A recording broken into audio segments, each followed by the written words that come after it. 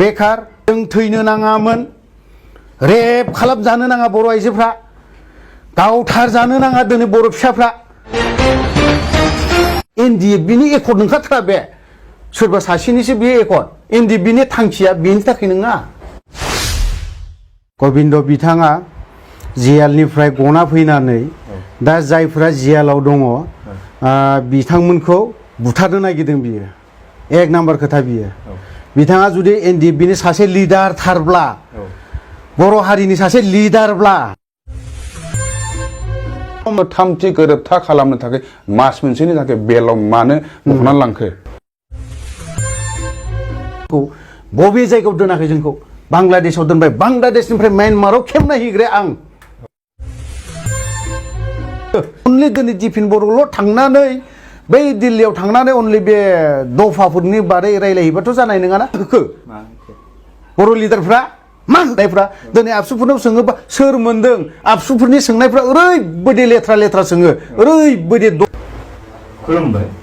मुगानि थान्दै news portal चेनेलखौ अनसायगिरि साफ्रोमनिसिमबो आंनि गोसो गोरबोनि अननाय आरो मोजां मोननायखौ नोंथांमोननिसिम बावहरनाय जाबाय बे समाव आङो दङ मोनसे समाव बर'नि हाथियार लानानै सोमावसारग्रा एनडिएफबि हान्जानि गेजेरजों बर' हारिखौ खैफोद आफोदनिफ्राय रैखाथि होबोनाय आरो नैबे बुब्लियाव गावनि इउटुब चेनेलनि गेजेरजों एसेबाबो पपुलारिटी मोननो हानाय मानगोनां अफि दैमारि बिथांनिफ्राय आं बे समाव माखासे बिथांमोननि बारग' एनडिएफबिफोरनि सायाव माखासे जेंना जेंगोना सोमजिबाय थानायनि बेलायाव दान्दिसे आं बिथांनिफ्राय मोनथिनानै लागोन बे समाव आं अफि दैमारि नोंथांखौ खुलुमबाय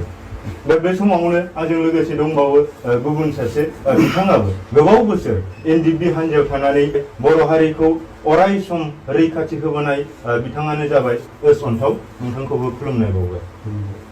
दा बे समाव आं बिथांमोननिफ्राय मोनथिनानै लागोन गिबियावनो आं अफि दैमारि नोंथांनिफ्राय मोनथिनानै लानो लुबैयो दा नोंथांखौ जानो हागौ बयबो माखासे नोंथांनि लोगोफोरा बा इउटुब चेनेलनि गेजेरजों माखासे साबस्क्राइबार फलोवार्स बिथांमोना सिनायो बे समाव आंनि चेनेलजों नोंथांनि सिनायथिखौ आं मोननो लुबैयो आं एक्चुअलि डिअफि आफादाव ओरैनो अरिजिनेल नामा अनसुला दैमारि अरिजिनेलि आं बाक्सामोन न'आ ओमफ्राय ओरैहाय आं चिराङाव दा स्थायि खालामनाय जाबाय आरोखि दा बिदिनो आं बे इउटुब चेनेलखौ खुलिनायनि जाहोना गोबां जाहोन दङ जेब्ला आङो अदालगुरियाव सुबुंगौमा जाजेनदों एनडिएफबिनि सार रन्जन दैमारिखौ जेब्ला बरननायनि मुङावहाय सुबुंगौमा खालामजेनदोंमोन अब्लानि समावहाय माने लामा थाबायलांनायावहाय माने मोनसे गोसोखांदों जों गोबां समावहाय गोबां आफादनि हारिनि मुङावहाय खामानि मावबोबाय बै खामानि मावनायखौ जों बर' रायजो राजानो एसेब्लाबो फोसावलांनो हायोब्ला मोजां जागोन नामा बिदि साननानै बिदिनो आंनि बे चेनेलखौ आं खुलिना लानाय जादों आरोखि नंगौ बिथाङा गावनि सिनायथिखौ गुसुङै फोरमायबाय आं दा गुबुन सासे बिदा गेदेर गोबाव बोसोर एनडिएफबियाव थानानै बर' हारिखौ रैखाथि होबोनाय एस अन्थाव नोंथांनि सिनायथिखौबो आं आंनि चेनेल अनसायगिरि बिथांमोननिसिम मिन्थिजानो लुबैदों आंनि अरिजिनेल नामा असिम हाज'वारि ओमफ्राय आफादाव बयबो दिनैहाय आंखौ मोनथियो एस अन्थाव होननानैहाय बेखौनो आङो नोंथांनि चेनेलनि थ्रुयै रायजो राजाखौ जोंनि बे फंनैसो सोंलायनायखौहाय मोजाङैनो नोंथांमोना नायलांगोन बा बेखौनो आसा थिदों अब्ला बिथांमोना बुंथिदों दा जों मेन टपिकआव फैनो एनडिएफबिफोरा बर' हारिखौ हाथियारनि सोमावसारनायनि गेजेरजों बर' हारिखौ बुहुमाव सिनायथि होनो सरकारजों नाङै गोलाव सम 33 बोसोर नांसोमनानै बिथांमोना थांनाय 2020 मायथाइनि 27 जानुवारि खालारखालि आसाम सरकार भारत सरकारजों लोगोसे एनडिएफबिनि मोनब्रै फेक्सन एबसु इउबिपिअ बिथांमोना जथायै बिटिआर एकर्डआव सागान होदोंमोन बिटिआर एकर्डनि गेजेरजों बर' सुबुंफोरनि गांनाय उखैनायखौ सुफुंजोबनो हाबाय बा बर'फोरा माखासे गावनि आंखालखौ मोनफुंनो हाबाय बेखौ लानानै बै समनिफ्रायनो माखासे मेलेमजिबिफोरा बिनि सायाव पजिटिभ आरो नेगेटिभखौ ससियेल मिडियानि गेजेरजों टिभि चेनेलनि गेजेरजों प्रिन्ट मिडियानि गेजेरजों होबोबाय थादों नाथाय जोङो गमामायैनो दिनैसिम नुनो मोनदों बिटिआर एकर्डआ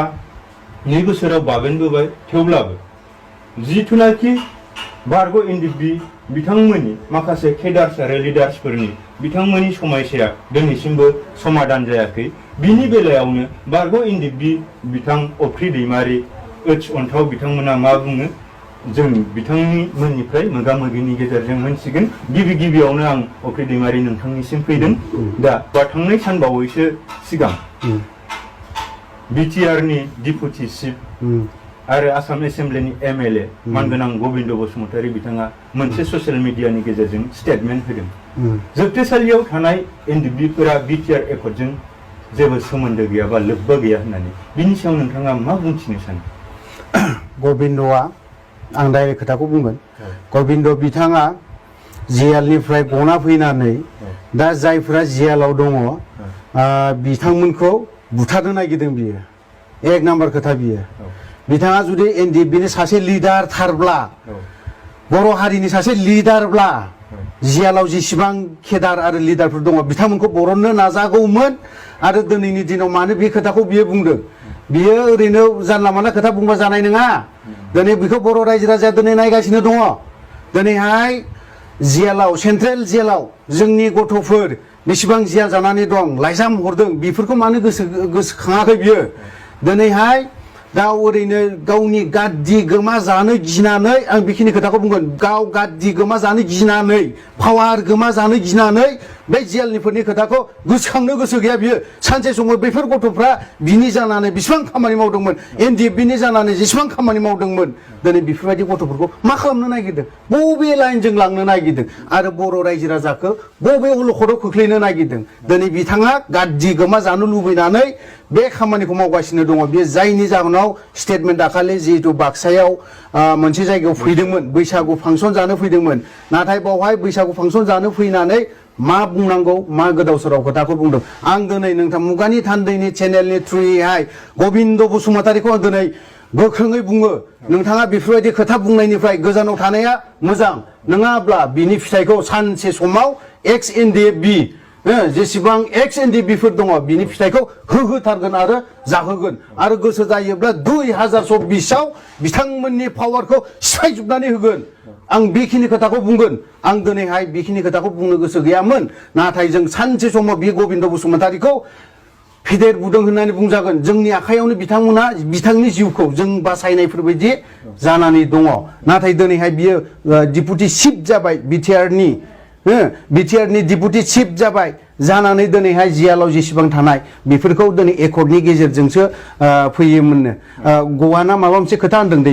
एकर्डजों जेबो लोब्बा गैया बे आयेननि गेजेरजोंसो गगोन होननानै बुंदों एकर्डजों लोब्बा गैयाब्ला मानो एकर्ड खालामखो मा हिसाबाव बियो दिनै एकर्ड खालामखो आरो आं बे खोथाखौबो बुंबावनो लुबैदों दिनै जुदि एकर्डआ जुदि पिस एकर्डआ जादोंब्ला एक्स एनडिएफबिफोरनि जेसेबां केस जानायफोर दिनैसिमबो मानो माबा फैबाय थादों वारेन्टआ मानो फैदों जाहोना मा आरो बै एकर्ड समावहाय क्ल'ज खालामनो हानायनि गोहो गैयामोन नामा आंना बेसो खोथाया गबिन्द बसुमतारीयावनो आं दाबो मुगानि थान्दैनि चेनेलनि थ्रुयै सोंगोन नोंथाङा बे जेब्ला एकर्ड जादों सागान होनो थांदों अब्लानि समाव नोंथाङा केसखौ डाइरेक्ट मानो क्ल'ज खालामनो हायाखै जिएलआव मानो सासे जेनेरेल एमनेस्टि लाबोनांगौमोन जेबो गैया आं बेखिनि खोथाखौ बुंगोन नोंथाङा बुंनो सानो नामा बधय बिथांमोनखौ उदां खालामोब्ला बिथांमोना गाज्रि गोमाजागोन बेखौ साननानै निस्सय जेब्ला सार रन्जन दैमारिया उदां जाबोगोन बिनि गाज्रिया 100% गोमागोन 100% बिनि गाज्रिया गोमागोन आं बेखौ बुङो आरो जिएलआव जेसेबां सार रन्जनल' नङा बेजों लोगोसे जेसेबां केडारफोर दङ दिनै दाखालि मोनसे लाइजाम हरदों मिडियाफोरनि गेजेराव गासैबो मोनजोबदों दिनै बे जिएलआव थानाय गथ'फोरा लाइजाम हरलायदों दिनै बिथांमोनखौ नायहैनो समान गैया बिसोरो बिथाङा बैसोबो जाबाय हायोब्ला जिरायना था दानो रिजाइन होखादों जेनैनि सिगां आं बेखिनि खोथाखौ बुंगोन बे समाव बिथाङा पावाराव थानाय हिसाबै बिथां जोबथेसालियाव थानाय बिदा गेदेर एनडिएफबिफोरखौ बख'नायनि माबा मोनसे राहा लागोन होनना नोंथाङा खावलायगोन नामा? आं बिथांखौ दाबो खावलायगोन नोंथाङा गबिन्द बसुमतारी नोंथाङा दिनैसिमबो पावाराव दं दाद्दि दङ गासैबो दंजोबो नोंथाङा थाखा फैसा धन दौलत एभ्रिथिं गासैबो दंजोबो बिथाङा नोंथांखौ आं खावलायगोन सानसे समाव नोंथाङा जेलाव दङमोन एनडिएफबि जेनेरेल सेक्रेटारि हिसाबै सेन्ट्रेल जेलाव थादोंमोन अब्लाना रन्जन दैमारिया बिखौ दुखु खस्थ' खालामनानैब्लाबो बिखौ सिज फायाराव लाबोनानै बिथांखौ बरनदों दिनै बिथाङा बिथांनि बेलायाव मानो नायाखै बियो मानो बरननो हायाखै रन्जन दैमारिखौ थिग আছে बरनाखै आं मानिबाय गथ'फोरा मा मावदों दिनै गबिन्द बसुमतारिया माबा मोनसे खामानि होदों अर्डार होदों बावहाय गथ'फोरा मावदों मावनायाव दिनै माबा मोनसे अलखदाव गोग्लैबाय दिनै बिथांमोनखौ बरननो मानो हाया आं बिथांखौ खावलायगोन दिनै नोंथांनि दायित्व बेफोरो दिनै जेसेबां केस उइद्र खालामनाय जेसेबां जेलाव थानाय बेफोरखौ बरननाय मानाया जेसेबां एनडिएफबिनि केडारफोर दङमोन बिथांनिनो दायित्व खारन बिथाङा जेनेरेल सेक्रेटारि एनडिएफबिनि दिनै गासैबो दायित्व बिनियावनो दङ आरो दा जोंनि एक्स एनडिएफबि गथ'फोर गोदाव सोराव जानायफ्राबो बिनिनो भुल बिनिनो दाय होननानै बुंगोन आं मानो सासे जेनेरेल सेक्रेटारि जानानै एक्स एनडिएफबिनि गथ'फोरखौ मानो जमा लाखिनो हायाखै मानो मोजां दबथायनो हायाखै मानो मिटिं मोनसे खालामनानै मानो मोनसे जायगायाव ज'नो लिंनो हायाखै बियो खोथाया बिसोना आंनो बेखौ बुंगोन सानगोन बेखौ बुंगोन आरोखि बेखौ नोंथांमोना 33 बोसोर गोलाव बोसोर हाथियारजों नांसोमनानैबो माखासे बारग' एनडिएफबिफोरनि लिडार्स आरो केडार्सफोरा मेन्टेलि फिजिकेलि टर्चार होजागासिनो दं बे समाव नों मा बुंथिनो सानो रायजोनिसिम मा फोरमायहरनो सानो आं बेखौनो बुंनो लुबैदों जे दानि सेंग्राफोर लिडारफोर जेसेबांनाखि मेन्टेलि प्रेसार जाबाय थानाय आरो जे दायो डिटेनसनाव खालामजानाय जेलाव जे दङ बेयो जाबाय मोनसे थार्ड एकर्डजों पिस एकर्डजों बियो सोमोन्दो गोनां दा टर्चार जानाय मेन्टेलि प्रेसार जानाय बा माबा मोनसे दिनै अभाब जानानै दं मोननै जानानै थानाया जाहैबाय बेयो सम्पुर्ण दायित्वआ दिनैहाय जाय सरकाराव दङ जायहा दिनै रुलिंआव दङ बिथांमोना गासैनिबो रेसपन्सिबोला बिथांमोननि मानो होननानै बुङोब्ला थामथि गोरोबथा पिस एकर्ड जानायनि उनाव दिनै सोरबा बारग' एनडिएफबिफ्रा मेन्टेलि प्रेसारनो सोरबा जेलाव दं सोरबा केस उइथ्र जायाखै दिनैसिमबो बेबायदि भुगिनानै दङ माब्रै होननानै बुंबा एकर्डआव गोबां दफाफोर दङ इमप्लिमेन्ट खालामनांगौ बेखौ एकर्डनि गेजेरजों दिनैहाय 2.5 बोसोराव बेखिनि खामानिया दिनै मावजानांगौमोन जायहा दिनै सरकारा दं बिथांमोना गासैखौबो बुंदोंमोन जे एकर्डनि थ्रुयै गासै केस जानानै थानाय केसनिफ्राय दिनैहाय उइथ्र जानांगौनि खोथा आरो जेलाव थानाय जायफ्रानाखि दिनैसिमबो इनजास्टिस जानानै दङ जायानाखि एनआइएजों दिनै बिसारखौनो ट्रायलनि थाखाय दिनैसिमबो खालामजायाखै बेफोर सम्पुर्ण दायित्वआ गभर्नमेन्टनि मानो होननानै बुङोब्ला दिनै आंबो सासे भिक्टिम्स सासे बेक्ति मेम्बार केडार बा एनडिएफबिनि मावथिमोन 33 इयार्सआव 21 इयार्स दिनैहाय मावबोनायनि उनाव थामथि गोरोबथा जाखांनायनि उनावबो दिनै आंबो दिनै प्रब्लेम फेस जागासिनो दङ वारेन्टआवनो थाबाय थायो 12 बोसोर वारेन्टआव आङो दङ आंनिथ' केसआ दिनै स्टे अर्डारावनो दङ खिन्थु मोजां मोनथियो जे आङो बुंबोबायबो थादों बे अफ्रि बिथांनि चेनेलाव बुंबाय थादों जे केसनि सोमोन्दै वारेन्ट एरेस्ट जानायनि सोमोन्दै गथ'फ्रा दिनै सारा सास्ति जादों कर्टआव दिनैहाय थांबाय थानांगौ गोनां जादों थाखा फैसा गैया गोबां समस्याफोर दङ दा प्रेसारा ओरैबायदि सिमावसो जोबहैगोन केसआ थाबैनो जोबनांगौ बे केसखौ बोरै माबायदि मुभ खालामगासिनो दं सोरनि थ्रुयै दिनै बे केसआ उइथ्र जागोन बा जेलाव थानायफ्रा जेसेबांनाखि दिनैहाय माने हियारिं गैयालासेनो बिसार गैयालासेनो दिनै इनजास्टिसआव दङ बे बुस्थुफ्रा जुदि बोखारजायोब्ला सम्पुर्ण मावफुंजायोबासो दिनैहाय जोङो बै मोनसे प्रब्लेमनिफ्राय जोङो रैखा जानो हागोन दा आं गिबियावनो नोंथांनाव सोंनो बे सान्ति सक्ति जामारदों होनना नोंथाङा फोथायो नामा बेखौ जोंल' नङा जों एक्स एनडिएफबि अन्थावाल' बुंनाय नङा साफ्रोमबो each and every member of ex NDFB from all factions दिनैसिम सानदोंमोन जे एकर्डआ थामथि एकर्डआ पिस एकर्डआ जानायजों लोगोसे गासैबो बुस्थुफ्रा मावफुंजाजोबगोन खिन्थु दिनैथ' नुबायना दिनै नुबाय जोङो फोथायदोंमोन एकर्डआ जियानो जाबाय खिन्थु दिनैथ' मावफुंजानांसिगौमोन ना बिनि दायथ'आ बिथांमोनाव दंमोन बिथांमोना बुंदोंमोन पिस एकर्डखौ जाबाय होननानै दिनैहाय रायजोआबो मिथिदों खिन्थु पिस एकर्डआ जादोंब्ला दिनै जोबथेसालियाव थानाय जोंनि केस विथड्र सिद्र गासैबो बुस्थुआ सोमोन्दो दंजोबो दे एकर्डजों जोङो गोजोननाय गैया जोङो पिस एकर्ड जादों होननानै बुंबा दिनैहाय बेफोर बुस्थुफ्राथ' जाबाय थाबावनाङा जोबनांसिगौमोन दा बिनि बेलायावनो नोंथाङाबो मा बुङो बिटिआरनि डिपुटि चिफ बिथाङानो इनडिबिनि सासे दैदेनगिरि आरो बिटिआर एकर्डनि सागानगिरि बिथाङा जे लोब्बा गैया होननानै बुंदों जाय जेलाव थानाय इनडिबि बिथांमोन बे एकर्डजों लोब्बा गैया होनना बुंदों बिनि सायाव मा बुङो बिथां गबिन्द बसुमतारी डिपुटि चिफ बिथाङा मा सेन्सआवहाय मा इन्टेनसनावहाय दङमोन आं बेखौ मिथिया खिन्थु बियो बुंदों बिटिआर एकर्डजों जेलाव थानाय मानसिफ्रा साफ्रोमबो सोमोन्दो गैया मानो गैया गैयाब्ला दिनै रन्जन दैमारिनि एबसेन्सआव मानो दिनै थामथि गोरोबथा एकर्ड पिस एकर्डआ जायाखै रन्जन दैमारिया जुदि सोमोन्दो गैयाब्ला बे एकर्डजों रन्जन दैमारिखौ थामथि गोरोबथा खालामनो थाखाय मास मोनसेनि थाखाय बेलाव मानो हमनानै लांखो मानो गैया बिथाङा हयथ'बा गावनि सार्थनि थाखाय बेखिनि खोथाखौ मोनसे पलिटिकेल माइलेजनि थाखाय बिथाङा बुंदों खिन्थु बे नङा जे नोंथाङा फंसे बुंनायावनो दिनैहाय रायजोआ नोंथांनि मोनफ्रोमबो स्टेटमेन्ट होनायखौ दिनै नुगासिनो दङ नोंथांमोननि समायसाया दिनैसिमबो समाधा जायाखै आरो बिटिआर एकर्डनि साथाम साब्रैसो सागानगिरि बिथांमोन थासेयावबो बिटिआर एकर्डनि गेजेरजों इनडिबिफोरा माबायदि गावसोरनि केस उइथड्र खालामना लानो हायो बिनि सायाव नोंथाङा मा बुंनो सानो जिथुके सरकाराव बांसिन मेक्सिमाम सागानगिरिफोरा दा सरकाराव दं सावरायग्रा बिथांनि खोथाखौ आं बुंनोसै खारन जेब्ला बियो बिपिएफनि सासे एमसिएलए केन्डिडेटमोन देरहाबायबो रायजो राजाया बेखौ फोथायनानैनो बेखौ देरहाहोबाय खिन्थु बियो सानदों जानो हागौमोन जे बिपिएफआ सरकाराव फैयोब्ला बिपिएफनि थ्रुयै गोबां खामानिफ्रा मावजागोन नङा होमबा गावथ' सासे एनडिबिनिफ्राय बियो बिपिएफ जानानैसो बियो टिकेट मोनदों नालाय देरहाबाय बियो थानांगौमोन खिन्थु बिनि मोनसेल'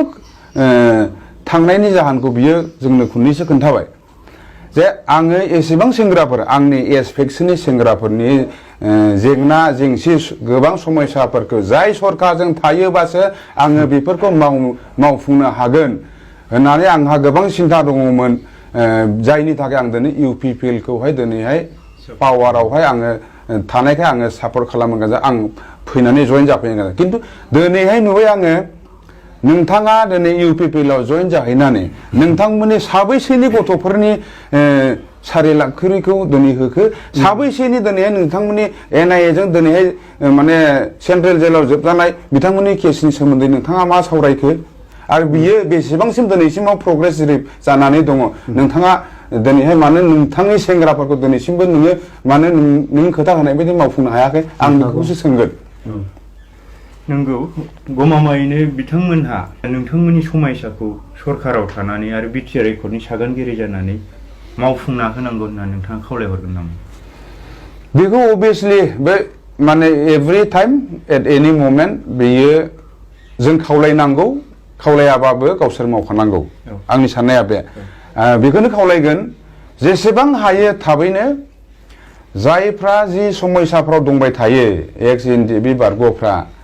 जानायनिफ्राय लानानै थानायनिफ्राय लानानै मोननांगौनिफ्राय लानानै केस जानायनिफ्राय लानानै आरो फारफ्रोमबो बिथिङावहाय दिनैहाय जि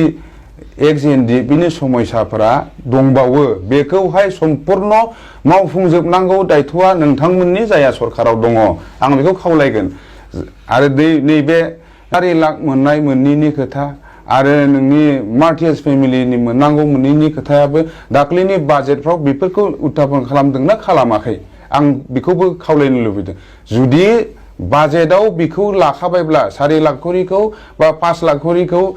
थाबैनो मोनसिगोन बेखौबोथ' जों मिथिया बेखौनो खावलायगोन जाहाथे बेफोर प्रब्लेमफ्रा सल्भ जानो थाखाय थाङोबा थाबैनो नोंथांमोननि सरकारा बेखौहाय इनिशिएटिभ लानांगौ आरो मावफुंनांगौ होननानै आं खावलायगोन बिटिआर एकर्डनि गेजेरजों गोबां बारग' एनडिबिनि सोद्रोमाफोरनो फिन सुंथां महरै 4 लाख खरै सरकारा फोसावदोंमोन दा नंगुबै एनडिएफबि नङामोन बिथांमोना 4 लाख पेकेजखौ मोननो हादों बिनि सायाव माबा मोनसे बुंनो सानो बेवहाय बुंनांगौ गोबां दं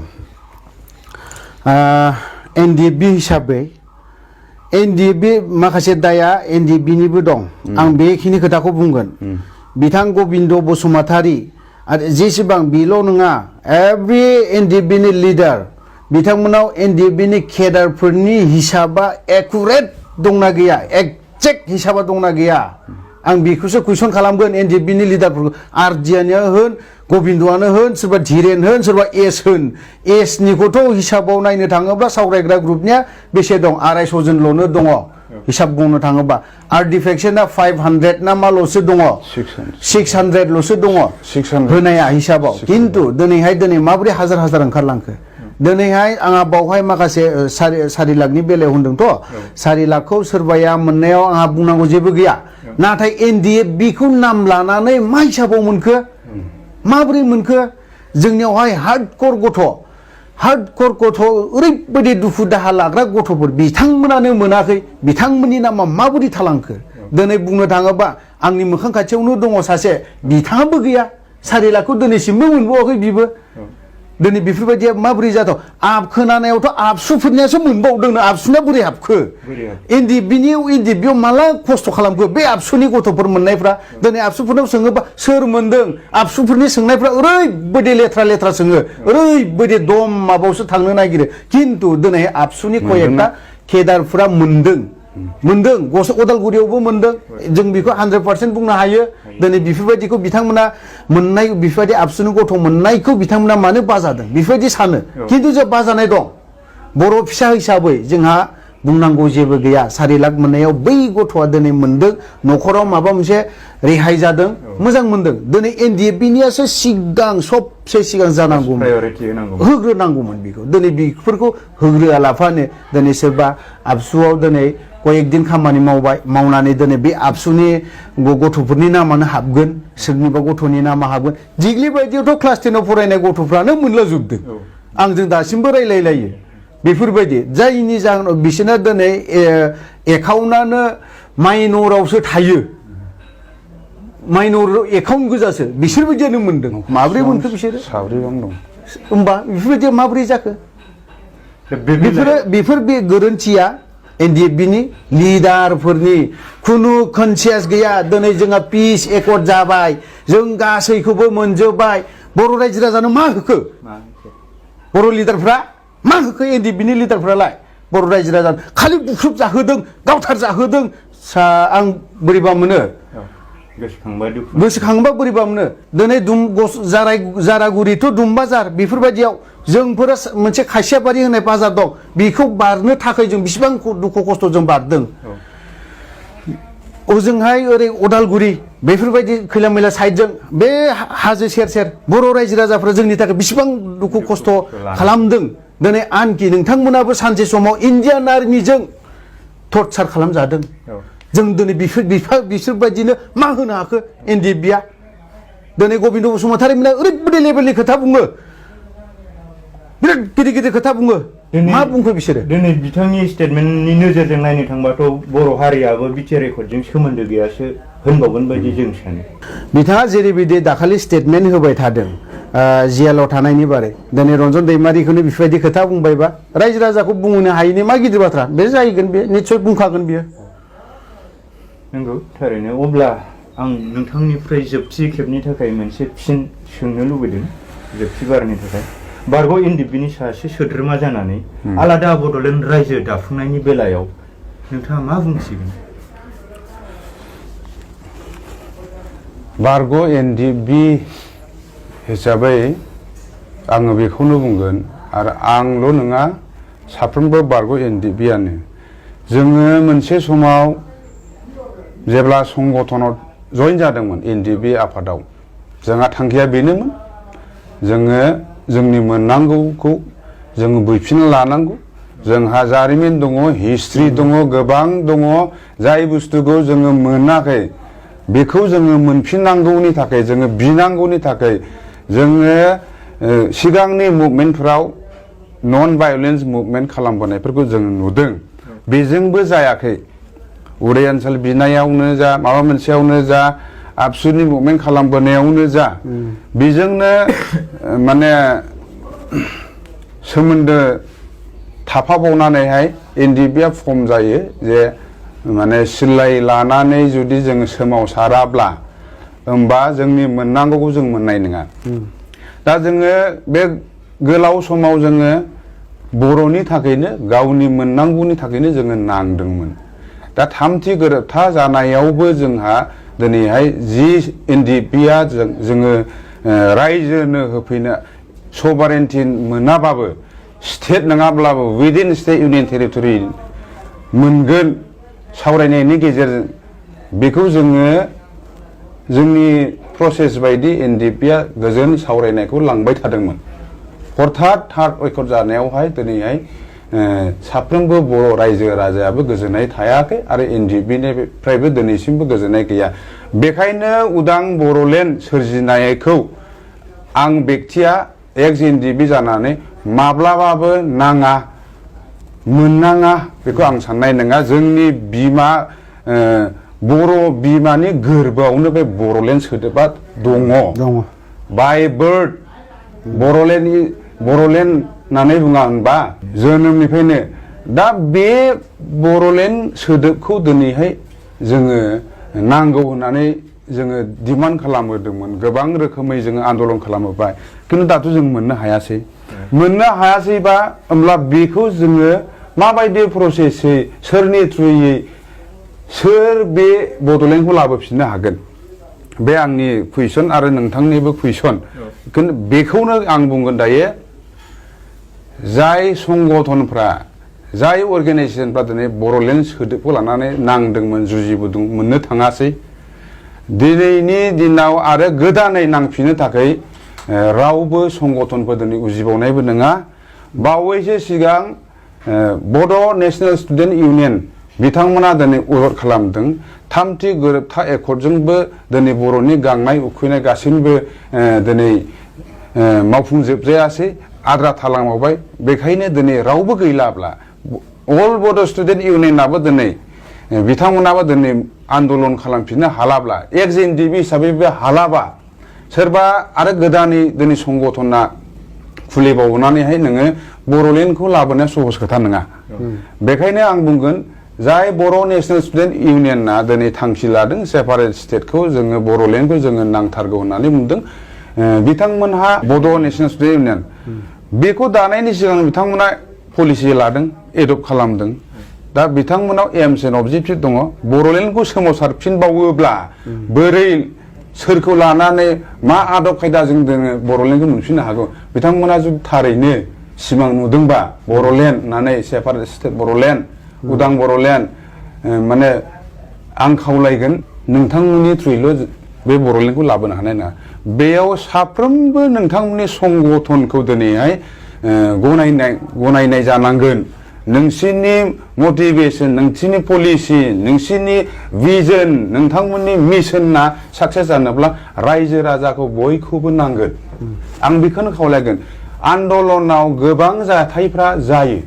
एनडिएफबिआ मोनसेमोन मोनब्रै जादों जायनि थाखाय दिनै एकर्डआबो गोदाव सोराव जानानै थांदों सोरबाया सुबिदा मोनदों एकर्डखौ खालामहैनो। दिनैहाय जुदि गोदानैहाय मुभमेन्ट खालामबावोब्ला डेम'क्रेटिक मुभमेन्ट नन भायलेन्स मुभमेन्ट खालामबावोबा मोजां डायनामिक लिडार नांगोन मोजां सिन्था खालामनो हानांगोन डेडिकेसन थानांगोन कनसेन्ट्रेसन खालामनांगोन रायजोनि सिगाङाव नोङो मावनानै देखायनांगोन आरो गोबां बेवहाय नोङो दुखु खस्थ' सैनांनो हागौ। नोङो सिमांखौ नुबायबा बर'लेण्डखौ दिनै आरोबाव फोजाखांफिननो नागिरदोंबा आरो मुभमेन्टखौ लाफिननो नागिरबावदोंबा आङो खावलायगोन जायफ्रा बिबान मोनबाय बै लिडारफ्रा मोजां जानांगोन मोजां दैदेनलांनांगोन जाथिखौ अलखद बेबायदि जोंनि जेसेबां संगठनफोर दङमोन बे बर'लेण्ड मुभमेन्टजों लोब्बा लाखिनाय बिथांमोन बायदि जाहाथे जाया रिट्रेट जाया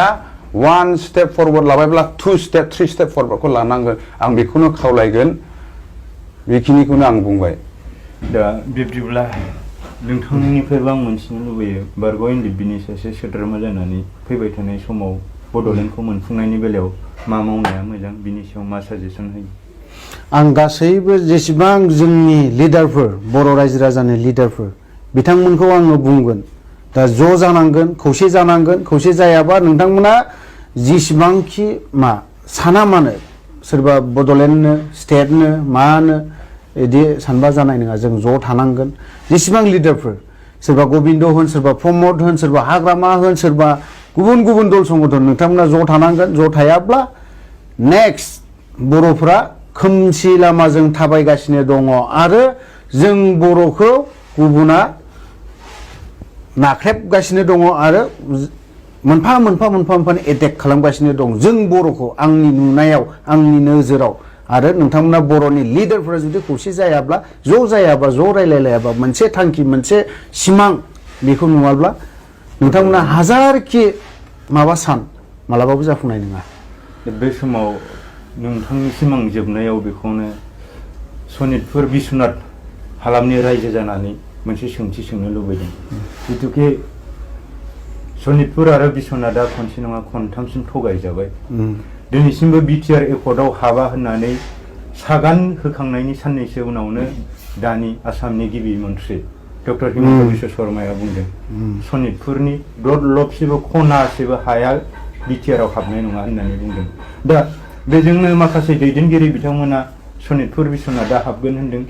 सनितपुर बिश्वनाथ हालामनि रायजो राजाफोराबो हाबगोन नामा बेखौनो मिजिं थिनानै दङ। मोजां कुइसन। दा बिनि बेलायाव नोंथाङा मा बुंसिगोन? मोजां कुइसन खालामदों नोंथाङा। आं से नाम्बारावनो प्रमद बर'खौ सिगाङाव बुंगोन बिथाङा बिटिआरखौ बिटिसिखौ बिटिआर खालामनो हागोन ना हाया? बिटिआर खालामनो हागोन ना हाया? माथो अफिसियेल लेखा फैनायाव माथो बिटिसियानो ख्रा लिरनाय फैयो मानो फैखो होनबाय बेखौनो जुदि खालामनो हायाखैबा बे बिटिआरजों बे सनितपुरा माबोरै हाबगोन? सनितपुरनि रायजो राजाफोर बिश्वनाथ थिंजायनि बर' रायजो राजाफ्राथ' जाम्बा जाम्बि गैया बिथांमोनाबो दिनै जि एकर्डनि लेखा मेम'रेन्डाम माखासे क्ल'ज दफाफोरखौ बिथांमोना नायालाफानो थायाखै नायगासिनो दं दिनै बिखौ हाबफागोन होनना बुङो हिमन्त बिश्व शर्मायानो हा खरलबसेबो बिटिआरआव सोआ मानो बुंजाखो दे बिटिआरआ जुदि बिराद फुल पावारबा बिराद जुदि गिदिरबा जों गोसोब्ला बुंबावदों प्रमद बर'आ लाजिगोना लाजियाखैथाय बिनि जायगायावनो जे इनकाउन्टार खालामजाबावदों बिनि बारै मा खालामखो मानो ट्रान्सफार खालामनो हायाखै बियो बिटिआर रिजनाव लायनो नांगौ बायदि गुवार नांगौ बायदि बिराद गिदिरनो नामानो बिराद गिदिर खानो बेसेबांथो गिदिर हायोब्ला दे ट्रान्सफार खालामनो हायाखै आं मानिबाय बिश्वनाथखौ दिनैहाय बिटिआरआवसो इमिडियेटनो खालाम हायोला मानोथो दिनैनि दिनाव अफिसियेलि बिटिसि खामानि डेभेलपमेन्टआनो जायाखै डेभेलपमेन्टनि खेथ्रआवथ' बुंजाया पलिटिक्सआवसो थांदोंसो सानलाय लांगोन हाग्रामानि ओंखाम जाग्रालाय बिसोरो बिदि होनगोन बिसोरो बिदि होननानै बुङोब्ला एकर्डनि दफा मथे बिथांमोना खामानिखौ मावनो हायाखै एकर्डनि दफायाखौ इमप्लिमेन्टनि बेलायावबो नों नाय एनडिएफबि आर्टिफेक्सनखौ गालांबाय थिग আছে आं मानिबाय इउबिपिअ बिथांमोनखौ मानो गालांखो इउबिपिअनि प्रेसिडेन्टआबो दिनै बुंनो गोनां जादों दिनै आबसुआल' थांबा जाया मोनब्रै संगठन दङ बावहाय एनडिएफबि दङ इउबिपिअ दं आबसु दङ हो एनडिएफबि मोनब्रै फेक्सन दङ आफादा दिनै बिथांमोनखौ लाङा लाफानो अनलि दिफेन बर'ल' थांनानै एकर्ड खालामनो दफाफोरखौ इमप्लिमेन्ट खालामनो थांबाथ' जानाय नङाना बावहाय दिनै दिल्लीयाव थांनानै मा सावरायहैदों दिनै एनडिएफबिनि आर्टिफेक्सननि लिडारफोर गैया नामा जेनेरेल सेक्रेटारि गैया नामा जोंना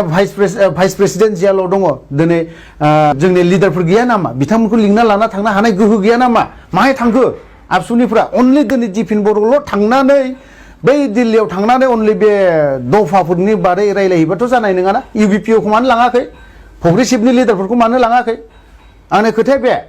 अनलि बिसोरो दिनै आबसुफोरनि दिफेन बर'आ जे थांबाय थागोन इमप्लिमेन्ट खालामहैनायाव जे गावसोर जे हारसिं हाथारगोन बे नङा बे जाया जिहेतु पिस एकर्डनि नामाव रन्जन दैमारि सासे सागानगिरि बिथांमोननि दिनै रन्जन दैमारिनि एबसेन्सआव सोरबा सासेखौथ' लांनो हायोना जेनेरेल सेक्रेटारिखौथ' लांनो हायोना इउबिपिअनि प्रेसिडेन्ट दङ बिथांमोननिखौबो सोरबा लांनो हायोना आबसुनि गेजेराव दे प्रेसिडेन्ट माबाया प्रमद बर' हायासै दिनैहाय दिफेन बर'आथ' लिंनो हायोना मानो लिङाखै आंना खोथाया बे बिटिआर एकर्डआ गमामायैनो मोनसे थगायनाय आरो थगायजानाय एकर्ड मार्क नामा? टटेलि थगायनाय आं बे खोथाखौ बुंगोन आं बेखिनि खोथाखौसो बुंगोन खारन थगायनाया ओरैबायदि जायनि जाहोनाव रन्जन दैमारिखौ जियालनिफ्राय बर'ना सागान होनो लाना थांलायबाय मास मोनसेनि उनाव थ्रोब मा जाखो बियो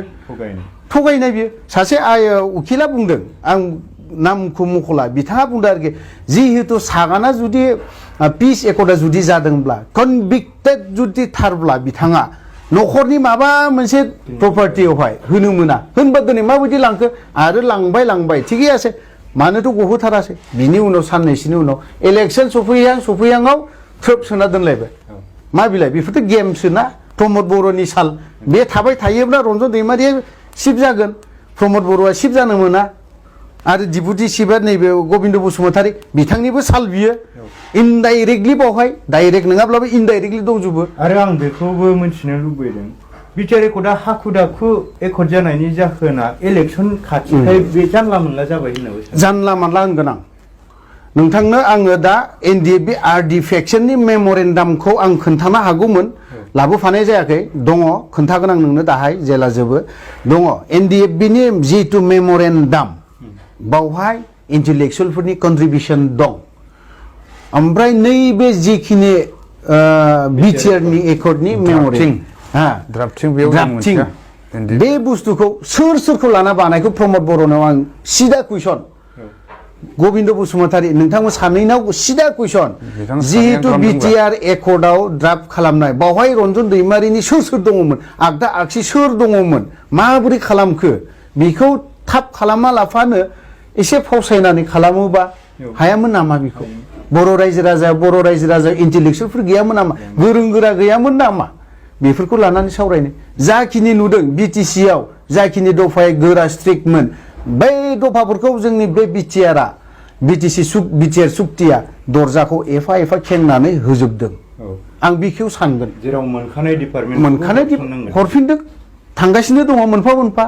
दिनै बिथांमोना खोनायोब्ला नुयोब्ला दुखु मोनगोन बिसोरलाय माथो गोदाव सोराव खोथा बुङो बे खोथाखौ सानगोन बिसोरो प्रमद बर'मोना खिन्थु जों बुंनाया सैथोखौसो बुंदों जों दुखु मोनबोदों खस्थ' मोनबोदों जोंनि एकर्डआ एनडिएफबिनि एकर्ड नंखाथारा बे सोरबा सासेनिसो बे एकर्ड एनडिएफबिनि थांखिया बेनि थाखाय नङा बिब्दिब्ला नों सानो नोंथांमोननि 33 बोसोर नांसोमनाया ओरैनो गेसाव फिथाइ थायबाय होननानै बेखार मालायनि दारै बेखार जों थैनो नाङामोन रेप खालामजानो नाङा बर' आइजोफ्रा गावथार जानो नाङा दिनै बर' फिसाफ्रा सोरनि दायाव गावथार जादों बेफोरखौ बे फिसा एकर्डआ जों एनडिएफबिनि थांखिया एफाराब नंखाय फिसा रिजनथारना साननानै मालाबा बोरैबा मोनो दुखु मोनो जों खारन जों सानसे साननै नाङाखै बोसोरसे बोसोरनै थायाखै जों 5 बोसोर 2 बोसोर 3 बोसोर बिदि थायाखै जों बोसोर 22टा बोसोर जों आफादाव थाबोदों ओंखायनो जों दुखु मोनो आफादनि थांखि रुल डिसिप्लिन फरमेसन गासैखौबो जों मेनटेन खालामजोबबोदों मा जोंखौ बबे जायगायाव दोनाखै जोंखौ बांलादेशआव दोनबाय बांलादेशनिफ्राय म्यानमाराव खेबनायहैग्राया आं बानायहैग्राया आं बावहायनो गुबुन आफादजों रायज्लायहैजेननाया आंनो होनबा जोंनि एनडिएफबि आफादा एफा गोजान बे रिजननि थाखाय जों म्यानमाराव थानाङा बांलादेशआव जों थानाङा भुटान बायदियाव जों थानाङा भुटान बायदियाव दिनै अल क्लियाराव जों गोबां मानसि दिनैहाय गावथार जादों गोबां मानसि जों मैदेर गानानै दोनलांनाय दैखौ जोंनि गथ'फ्रा लोंनांदों बै सोरबा सासे लिडारा मोनलोङाखै बिदिखौ दुखु खस्थ' खालामनाङाखै बिसोरो बांलादेशआव बायदियावहाय गुबुन आफादनि न'आव सैमाफोर बायदि जों ओंखाम खबसेनि थाखाय बिना जानो गोनां जादों बेफोरबायदिखौ मोनाखै लिडारफ्रा एनडिएफबिनि लिडारफ्रा आरो दानि चिफ जेबो मोनाखै बियो मा मोनदों राजा लामा गाथेनल' गोरों बर' आइजोआ दिनैहाय आखायाव बामना लानानै गाइखेर जाहोनानै थेवबो धरनायाव फैदों दिनै बिसोरनो मा होदों डिभाइड आसाम 50-50 बिदों खानाय हदों बिसोरनो मा होखो खानाय हजानायनि बिनिमयै ना रिजनखौल' होबाय नामा बे रिजनाव मा दं बे एकर्डआव मा दं बै गथ'फोरनो मा होनो हाखो बै बर' रायजो राजा बुथार जानाय गावथार जानाय बेफोरनो अनलि 5 लाख थांनानै थानाय 4 लाखजोंनो दिनैहाय जथेस्थ' खालामनो सानदों नामा बिथांमोना बेफोरबायदिजों साननाया मोजां जानाय नङा सानोब्ला मोजां बर' रायजो राजानि खोथाखौ सान आं बेखिनि खोथाखौ बुंगोन दिनै नोंथांमोना पावाराव दं होननानै बेफोरबायदि जानला मोनला बुंलाबाय थाबाबो जानाय नङा बर' रायजो राजानि थाखाय नोंथांमोना ओंखारदों रायजो राजानि खोथाखौ सिन्था खालाम आं बेखिनि खोथाखौ दिनै बुंगोन बिदिब्ला नोंथां खुलुमनाय बावदों खुलुमबाय नोंथांखौ खुलुमनाय बावदों गमामायैनो बिटिआर रेकर्डआ एनडिबिफोरजों लोब्बा गोनां एनडिबिफोरनि माखासे समायसाखौ समाधान खालामनो बा बिथांमोना गोजोन सान्थि जाथोंसै होननानैसो दिनै सान्थि सुक्ति बा पिस एकर्डआ जादों दा बिनि बेलायाव सोरबा लोब्बा गैया होनब्ला जानाय नङा सोरबा लोब्बा दं होनबा बेथ' निस्सय सियरखा दा बे बेलायाव आरो बिटिआर एकर्ड जाय बिटिआर एकर्डआ दिनै जों बर' हारिनि माखासे गांनाय उखैनायखौ सुफुंनो हागौमोन नाथाय समनि सोरबा खाबु फलानफोरनि खाबु लानायाव बे दिनै मोगथां महर नुनो मोनाखैसै जा सुक्ति जाबाय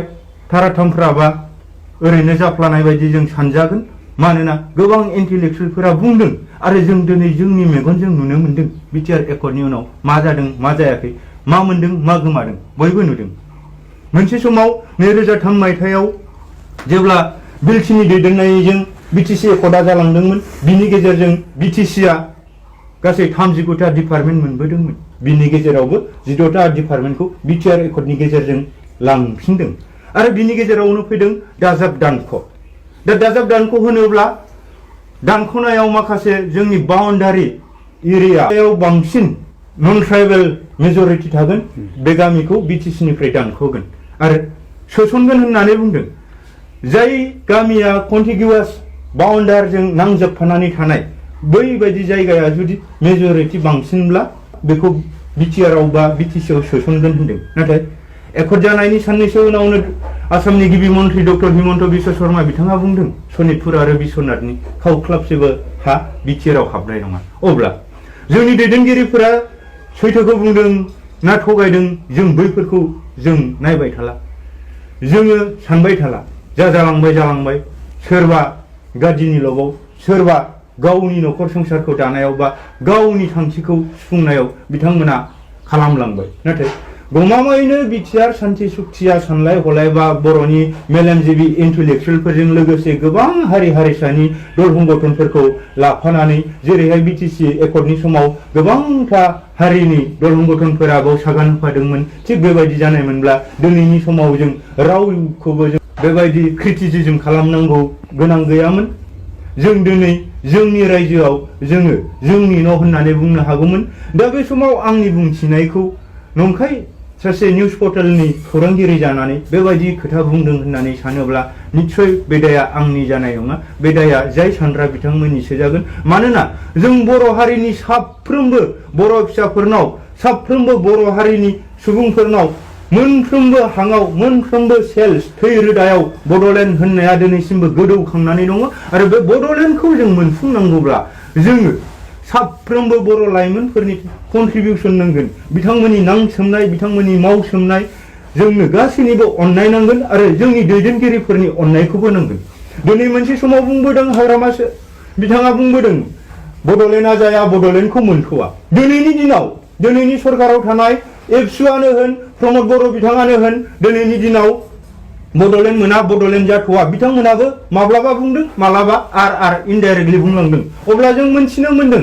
जोंहा बड'लेण्ड दानायनि थाखाय माखासे क्राइटेरियाखौ मावफुंनानै लानो हायाखै थिग আছে नोंथां दैदेनगिरिमोनहाबो मोजां आइएएस अफिसार डक्टर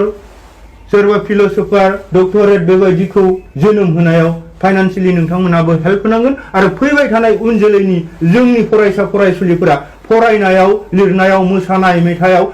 मोनफ्रोमबो बिथिङाव जोङो गावखौनो मोनसे डिपार्टमेन्टनि मोनसे लामानि जोङो एक्सपार्ट खालामना लानांगोन बेबायदिनि गेजेरजोंसो जोङो आलादा बड'लेण्डखौ सोरजिहैनो हासिगोन मानोना गोबाव बोसोर 33 बोसोर हाथियारजों नांसोमनायनि उनावबो अलमस्ट 99% मोनखानोसैयावबो बिथांमोनाबो थगायहैजाबाय बिथांमोनाबो फान्दाय जाहैबाय दिनै सोरबा लिडारफोरा सोरबा दैदेनगिरिफोरा सोरबा जोंखौ नायनो हायै सुबुंफोरा बे बेलायाव गाज्रि मोनबा जानाय नङा बिनि थाखायनो आं आखाइ खबजबै नोंथांमोननिसिम निमाहा बिदों मुगानि थान्दैनि जानानै नोंथांमोननिसिम निमाहा बिदों आरो बे चेनेलखौ अनसायगिरि साफ्रोमबो आंनि अनजालु अनजालि लोगो नोंथांमोननिसिम आंनि अननाय आरो खुलुमनायखौ बावहरनानै दिनैनि बारग' एनडिबि बिदा गेदेर बिथांमोनजों गोबाव बोसोर बिथांमोना 33 बोसोर नांसोमनायनि उनावबो दिनै समाया इसाया समादा जायैनि बेलायाव बिथांमोनजों दान्दिसे मोगा मोगि लानायखौ एसेयावनो फोजोबनाय जाबाय।